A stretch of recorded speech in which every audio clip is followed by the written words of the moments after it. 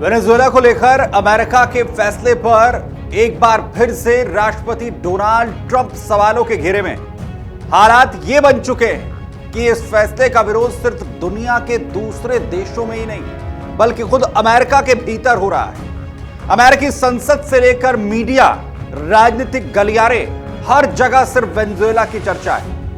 लेकिन सबसे बड़ा सवाल ये कि ट्रंप के फैसले के बाद आखिर अमेरिका में ही इस पर सबसे ज्यादा असहमति क्यों उठ रही है। इन तमाम सवालों के बीच एक बड़ा दावा पूर्व व्हाइट हाउस की सीनियर अधिकारी की ओर से किया गया, जिसमें यह कहा गया है कि यह पूरी की पूरी जो कहानी है यह ट्रंप के पहले कार्यकाल में रची गई और रूस यानी पुतिन और अमेरिका के उस वक्त में भी राष्ट्रपति रहे डोनाल्ड ट्रंप के बीच में सहमति बनी, जिसमें यूक्रेन और वेनेजुएला को लेकर एक डील फाइनल की गई थी।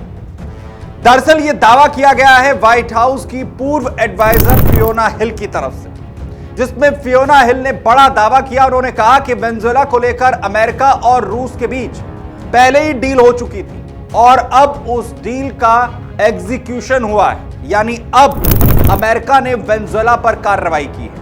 यानी जो कुछ आज दिख रहा है उसकी नींव कई साल पहले ही डोनाल्ड ट्रंप ने रख दी थी। यह बात अपने आप में बहुत ज्यादा गंभीर सवाल उठाने वाली है। तो क्या इसका मतलब यह कि अंतरराष्ट्रीय राजनीति में पर्दे के पीछे रूस और अमेरिका की तरफ से एक बड़ी साजिश रची गई?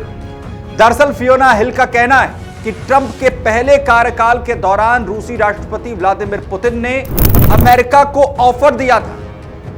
इस ऑफर के मुताबिक अगर अमेरिका यूक्रेन के मुद्दे पर दूरी बनाए रखता है और वहां पर चल रहे संघर्ष में सीधा दखल नहीं देगा तो रूस वेनेजुएला के मसले पर अमेरिका के किसी भी कदम पर चुप रहेगा। यानी एक तरफ से यह सौदा था यूक्रेन के बदले वेनेजुएला। इस कथित डील का मकसद साफ बताया जा रहा है कि पुतिन चाहते थे कि अमेरिका यूक्रेन युद्ध से खुद को पूरी तरह से अलग रखे ताकि रूस को वहां पर खुली छूट मिल सके।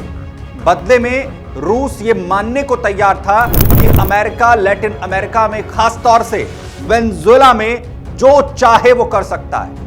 फियोना हिल के मुताबिक यह प्रस्ताव ट्रंप के पहले शासनकाल में सामने आया था और इस पर गंभीर स्तर पर बातचीत भी हुई थी। इस मामले में एक और अहम बात यह कि फियोना हिल ने इस डील की जानकारी अमेरिकी संसद को भी दी थी।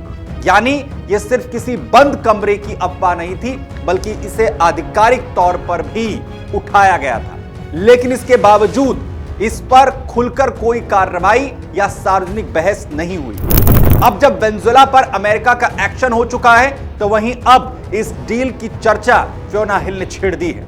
लेकिन सबसे बड़ा सवाल यह उठ रहा है कि क्या 2019 में हुई यह डील अब 2026 में जाकर पूरी हुई है? और अगर ऐसा है तो इसका मतलब क्या यह माना जाए कि अब ये हालात अचानक पैदा नहीं हुए हैं बल्कि ये बहुत बड़ी रणनीति का हिस्सा थे? और दूसरा सवाल ये कि क्या रूस की इस पूरे एक्शन में मौन सहमति है?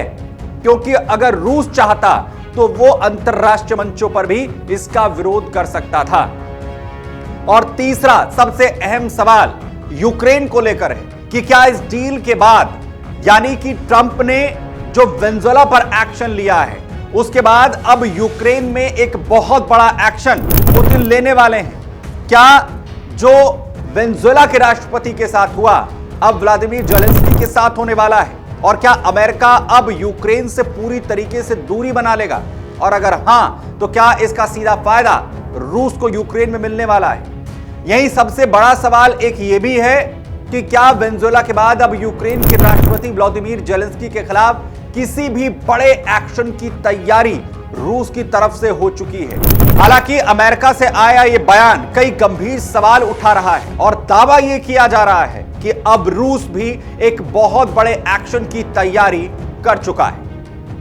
अगर आप ये वीडियो YouTube पर देख रहे हैं तो हमारे चैनल को सब्सक्राइब कर बेल आइकन दबाएं और Facebook पर देख रहे हैं तो हमारे पेज को लाइक करें।